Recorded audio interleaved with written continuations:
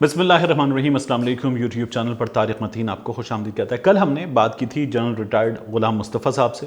انہوں نے کلبھوشن یادو پر اور اس کے ساتھ ساتھ جو چین اور بھارت کا یہ جو معاملہ ہے پاکستان اور انڈیا کا، ان معاملات پر بات کی. تو کل جب ہم نے اس انٹرویو کو ختم کیا تو آپ میں سے بہت سارے لوگوں نے کہا کہ انٹرویو پورا نشر کرنا چاہیے تھا. میں نے آپ کو بتایا تھا کہ اس کا باقی حصہ ہم آپ کو کل دکھائیں گے.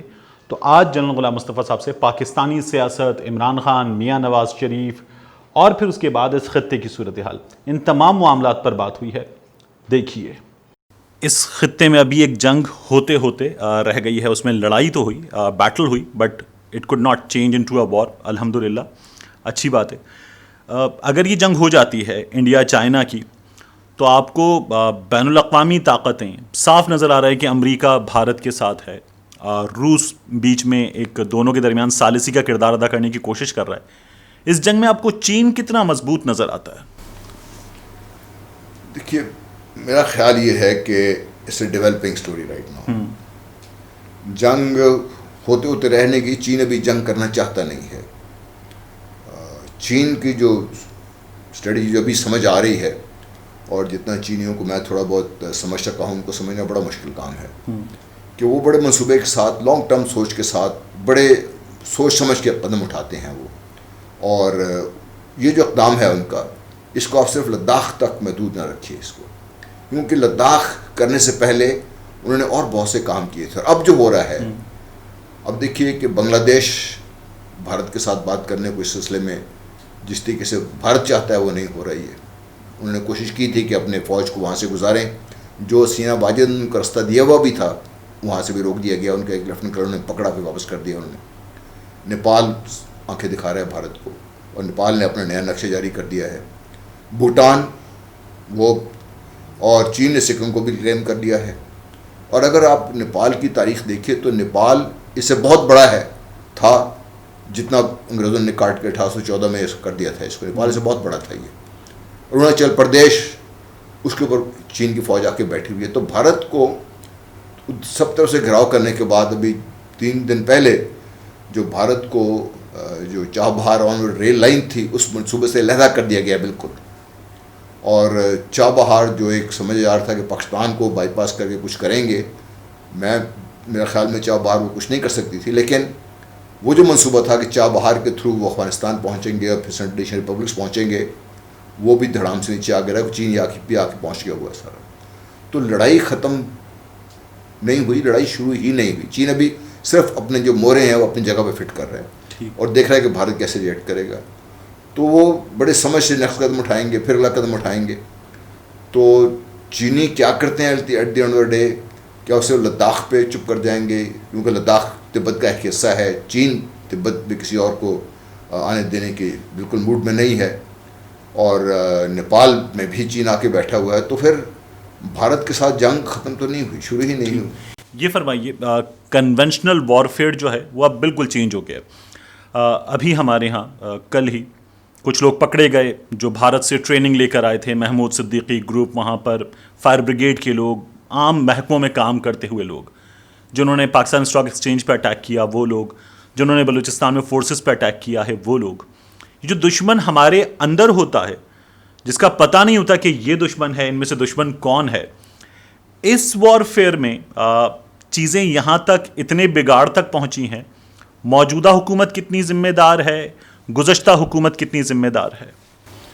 دیکھیے، یہ بھی ایک تسلسل ہے اس میں، کہ ایک خاص حکومت کو اس کے لیے ٹوٹلی ذمہ دار آپ نہیں ٹھہرا سکتے، کیونکہ یہ بھی ایک تسلسل ہے. ایک دن میں یہ سارا کچھ تیار نہیں ہوتا. ہم جن لوگوں کی بات کریں ایک دن میں تیار نہیں ہوئے. ان کو 10 15 20 سال لگے ہیں ان کو تیار کر کے یہاں تک لانے میں.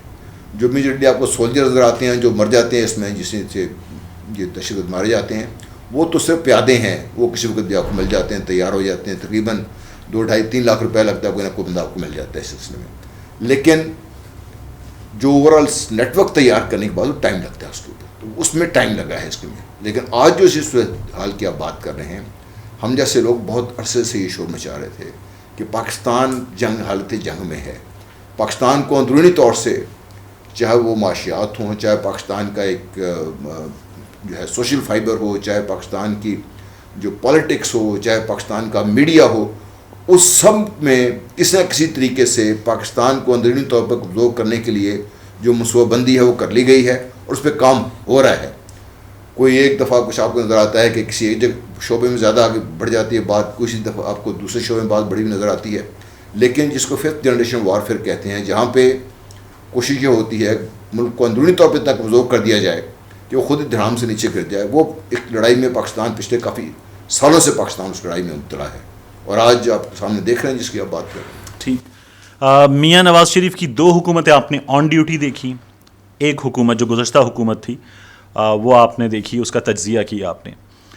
میاں نواز شریف صاحب جو ہیں وہ کہتے ہیں مجھے نکالا گیا, کچھ طاقتیں, خلائی مخلوق, محکمہ زراعت. میاں نواز شریف کی یہ شکایتیں خود میاں نواز شریف کی ذات کو سامنے رکھ کر دیکھیں تو کتنی درست ہیں؟ مزہ کا خیز ہے فرینکلی اسپیکنگ. مطلب میاں صاحب کے منہ سے بات جچتی نہیں ہے 2 وجوہات کی بنا پر. دیکھو جو انقلابی ہیں نا, وہ ان کا سٹائل ہی ڈفرینٹ ہوتا ہے سارا کام کرنے کے لیے, اور آج کے دور میں وہ انقلابیت کا جو شیخ وغیرہ تھے اس کو وہ دور ختم ہو گیا وہ سارا.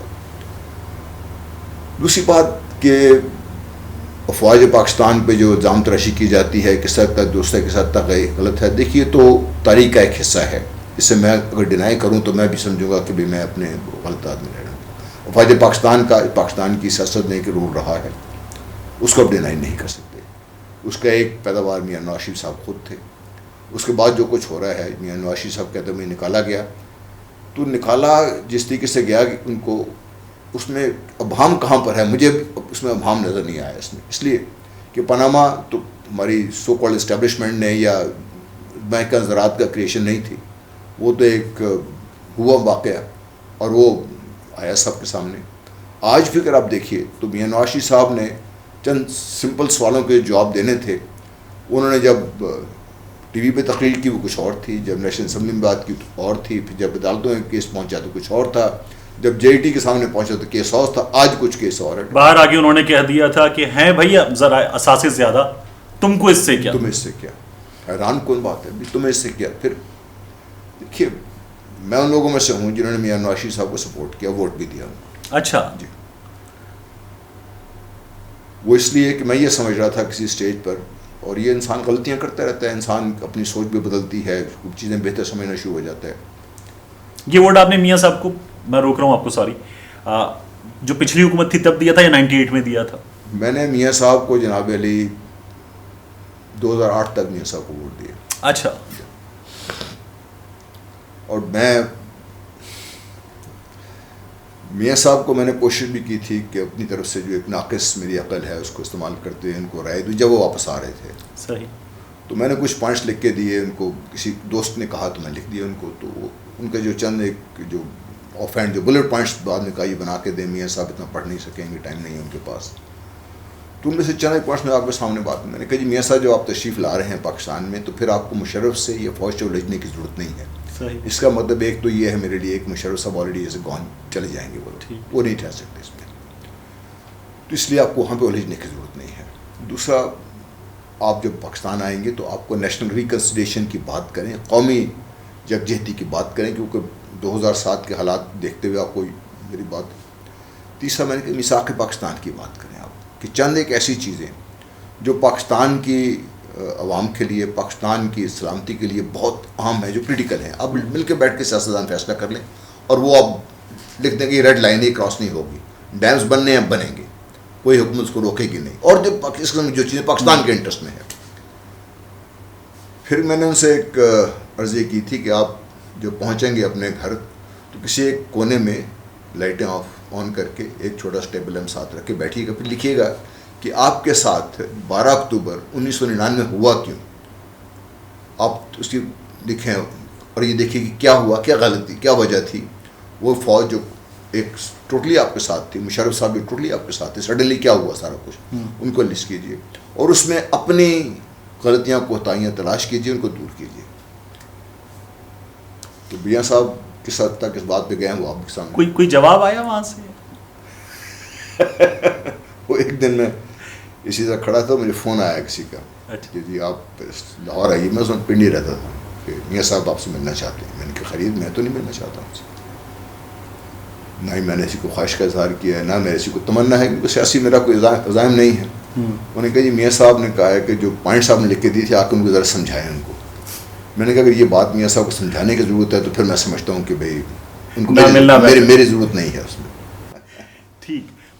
ایک تنقید اور موجودہ حکومت پر بہت زیادہ ہوتی ہے کہ جب عسکری قیادت، سیاسی قیادت ایک پیج پر ہیں، اس سے پہلے ایسا نہیں تھا، عمران خان صاحب یہ کہتے ہیں، تو تنقید یہ ہوتی ہے کہ حاضر سروس افسران بھی اہم ترین سول عہدوں پر موجود ہیں. یہ جو ہے یہ ہمارے ہاں جمہوریت نہیں، جمہوریت پلس ڈکٹیٹرشپ کی فارم ہے. اب مجھے یہ بتائیے، فوج کو امریکہ سے لے کے آئے ہیں، یہ بھارت کی فوج ہے، آپ کی فوج ہے. جو یہاں پہ تعینات ہیں وہ آپ ہی کے بہن بھائی بچے ہیں نا سارے، یہ سارے. ٹھیک ہے، میں بھی تھوڑی دیر پہلے مزمن سے بات کر رہا تھا، چیئرمین بابڈا ہے میرا اسٹوڈنٹ ہے وہ. تو یہ پاکستان کے لوگ ہیں، یہ پاکستان سے اٹھے ہیں، پاکستان کی فوج کے ہیں. پاکستان فوج نے ان کو تربیت دی ہے، پاکستان فوج نے ہی ان کو پاکستان کے بچاؤ کی تربیت دی ہے، پاکستان کے لیے جان قربان کرنے کی تربیت دی. اس میں کسی کو کوئی شک نہیں. اب آئیے کہ ان کو لگایا کیوں جاتا ہے. میں صرف بابڈا کی مثال آپ کو دینا چاہتا ہوں، اس لیے کہ مطلب میرا اسٹوڈنٹ ہے، اس لیے کہ میں اس کو اسٹڈی کر رہا ہوں. یہ لگاتار میں دیکھ رہا ہوں کہ پاکستان کی یہ جو آبی وسائل ہیں ان کا مسئلہ ہے. کانفرنس میں نے اٹینڈ کی، بات اپنے بھی تھے.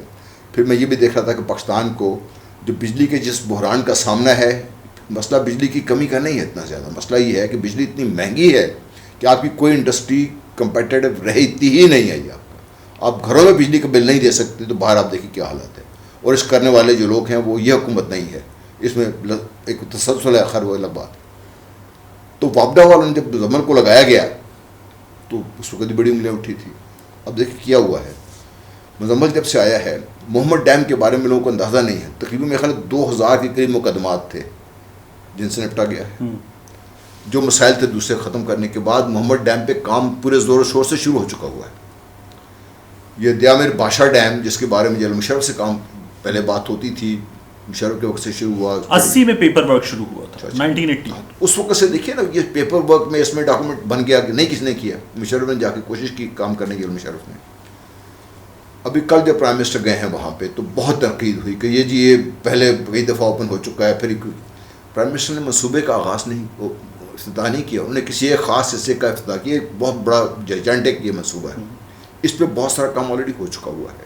اب یہ مجھے بتائیے کہ کیا جنرل مزمل کو لگانے سے اگر یہ پروگرس آپ کو ملتی ہے تو آپ کے لیے جنرل مزمل کو لگانے میں نقصان کیا ہے آپ کو؟ اب آئیے کرونا وائرس کی طرف جو بات کر رہی ہے. اس وقت کرونا وائرس میں 2 لیفٹنٹ جنرل بیٹھے ہوئے آپ کے سامنے. ایک تو جو آپ کے نا جو کہتے ہیں انفراسٹرکچر مہیا کر رہا ہے پورے پاکستان میں، جہاں جو ایئر ڈیفینس کے لوگ ہیں سارے وہ بیٹھے ہوئے ہیں. دوسرا آپ کے جو این ڈی ایم اے کے ہیں، این ڈی ایم اے والے چیزیں پریکور کرتے ہیں، دنیا سارے کو دے رہے ہیں، سارا کچھ بہت ان پہ لگا. لیکن آہستہ آہستہ جو بھی ترازات تھے کوئی ثابت تو کر ہی نہیں سکا. لگا یہ کہ وہی صحیح ہے، تو اس میں کیا پاکستان کا نقصان ہے کوئی؟ پھر این ڈی ایم اے جب ان کو لگاتے ہیں تو نیشنل ڈیزاسٹر مینجمنٹ اتھارٹی ہے. اس میں جب بھی آپ کا ڈیزاسٹر ہوتا ہے کون آتا ہے اس کے بیچ میں؟ چاہے وہ سیلاب ہو، چاہے وہ زلزلے ہوں، کسی قسم کا ہوتا ہے، فوج تو آتی ہے بیچ میں. تو یہ فوجی کو لگا دیا، اس کو لے کے فوج کو کام کرنا آسان ہوگا. کیا وہ کہے گا کہ سیلاب کا پانی آگے بہنے دیا سے نقصان کس چیز کا؟ صحیح. اچھا، آخری سوال آپ سے، یہ حکومت مکمل طور پر ناکام حکومت ہے اور یہ آگے جا کر مزید تباہی پھیلائے گی. اس میں آپ کو کوئی اس وقت اس حکومت کی پرفارمنس کو دیکھتے ہوئے صحیح بات نظر آتی ہے؟ دیکھیے اب پھر میں ان لوگوں میں سے تھا، آپ کو جانتے ہیں اچھی طریقے سے کہ میڈیا میں نے میاں نواز شریف کے خلاف بھی بہت بات کی اور اس پی ٹی آئی کے فیئر میں بہت بات کی. اور میں لوگ یہ کہہ رہے تھے کہ میں شاید پی ٹی آئی کا ممبر بھی ہوں، کوئی 1-2 دفعہ کہ انہوں نے نوٹیفکیشن بھی ایشو کیا. میں پی ٹی آئی کا ممبر نہیں ہوں. لیکن ایک چیز بڑی طے ہے، آپ کا اسٹیٹس کو آپ نے توڑنا تھا، اس کی ضرورت تھی، قومی ضرورت تھی، وہ ٹوٹ گیا ہے. لیکن اسٹیٹس کو اتنا ڈیپ ہے کہ وہ صرف 2 سیاسی پارٹیوں کو اٹھانے سے مسئلہ حل نہیں ہوا. وہ اتنا ڈیپ روٹڈ ہے کہ اس کو حل کرنے کے لیے شاید عمران خان صاحب ایک نہیں کئی دفعہ آنا پڑے گا ان کے لیے، اور بھی کوئی بھی جو آئے گا اس میں. دوسری آپ کو یہ ضرورت تھی کہ آپ کے جو مسائل ہیں یہ دنیا کے سامنے، پاکستان کے سامنے کھل کے سامنے آئے اس وقت. ٹھیک ہے، اگر آپ دنیا کہتی ہے کہ عمران خان صاحب ناکام ہو گئے ہیں تو انہوں نے کم از کم یہ تو کیا ہے کہ جو باقی لوگ تھے جس سیاست میں وہ سارے بھی دنیا کے سامنے آ گئے ہیں. اب سوائے اس کے کہ بھئی دوسرے پہ الزام تراشی ہوتی ہے، کوئی آج تک جواب تو مجھے کہیں نہیں ملا کسی چیز کا بھی جو میں جس کا متلاشی ہوں کہ بھئی ٹھیک ہے اگر عمران خان صاحب نے الزام لگایا یا نیب نے الزام لگایا ہے تو اس کا یہ جواب دینا کہ یہ سیاسی مقدمات ہیں یہ تو حل نہیں ہے. صرف آپ کو الٹیمیٹلی تو کورٹ میں ثابت کرنا ہے, وہ آج تک ثابت ہوا کسی کیس میں. تو عمران صاحب کو یہ بھی کریڈٹ دیجیے آپ. ہاں اس کا ڈسکریڈٹ کیا ہے عمران صاحب کا, ان کی اپنی پارٹی جس طریقے سے آرگنائز ہو سکتی تھی, جو آپ نے پارٹی میں دیکھیے سر نون لیگ ہے یا پیس پارٹی ہے یا فضل الرحمان صاحب کی پارٹی ہے, جماعت اسلامی پارٹی, اسی کے سے ایسی پارٹی آرگنائز نہیں کر سکے وہ, یہ کمزوری ہے ان کی. نمبر 2, ان کی جو سلیکشن آف ٹیم ہے وہ انہوں نے, میں سمجھتا ہوں کہ وہ کمزوری ہے ان کی. اور تیسرا یہ ہے کہ کوئی فالو اپ سسٹم نہیں ہے ہماری حکومتوں کا, پہلے بھی نہیں تھا اب بھی نہیں ہے, اور اس حکومت کو بہت زیادہ ضرورت تھی اس پہ آتی. 6 گھنٹے 7 گھنٹے اگر آپ کیبنٹ میٹنگز کرتے ہیں, فیصلے کرتے ہیں, بہت اچھے فیصلے بھی کرتے ہیں, ان فیصلوں کی جو امپلیمنٹیشن ہے وہ کس حد تک کہاں پہ ہوئی کیسے ہوئی وہ نہیں دیکھ سکتے اس میں. پھر جو آپ کو کوآرڈینیشن نظر آنی چاہیے وہ آپ کوآرڈینیشن آپ لیک کر رہے ہیں. ہم خواب دیکھیے آپ اتنے سارے محاذ کھول کے بیٹھ جائیں, ٹھیک ہے, باقی سب کو سامنے آپ نے کر دی, محاذ کھول کے بیٹھ جائیں, اس کا ملک کو اگر کوئی فائدہ ہوگا امیجیٹ تو بھی تو دیکھنا ہے نا آپ نے کہ ملک کو امیجیٹلی تو فائدہ پہنچانا ہے آپ کو, اس کے لیے کچھ کرنے کی ضرورت ہے. وہ جو کرتے ہیں جو کہتے ہیں اس کو امپلیمنٹ کرنے میں یا ان کے جو اثرات ہیں عام عوام تک پہنچنے میں وہ نہ تو صرف کہ غائب ہو جاتے ہیں پر نظر نہیں آتے کئی جگہ. تو اس حد تک تو ٹھیک ہے آپ کی ان کے کرٹیسزم ان پہ ٹھیک ہے, لیکن یہ ہمیں اٹس اے لانگ سبجیکٹ. لیکن میں یہ سمجھتا ہوں آن دا ہول میں اب کرٹیسائز کرتا ہوں پی ٹی آئی کو. پی ٹی آئی کے دوست میرے بڑے ناراض ہوتے ہیں اس بات پہ. میں اس لیے نہیں کہ میں یہ سمجھتا ہوں کہ عمران خان صاحب غلط چوائس تھے, چینج ہمیں چاہیے تھی. کیا یہ agent of change P T I جس شیپ میں ہے وہ ہو سکتی ہے؟ میرا خیال ہے یہاں پہ ایک بہت بڑا سوالی نشان پی ٹی آئی نے خود اپنے اوپر کھڑا کر دیا. جناب غلام مصطفیٰ صاحب بہت شکریہ آپ کا. تو جنرل غلام مصطفیٰ صاحب کی جو رائے ہے یہ آپ نے سنی. کلبھوشن سے لے کر موجودہ سیاست تک طارق متین آپ سے اجازت چاہتا ہے.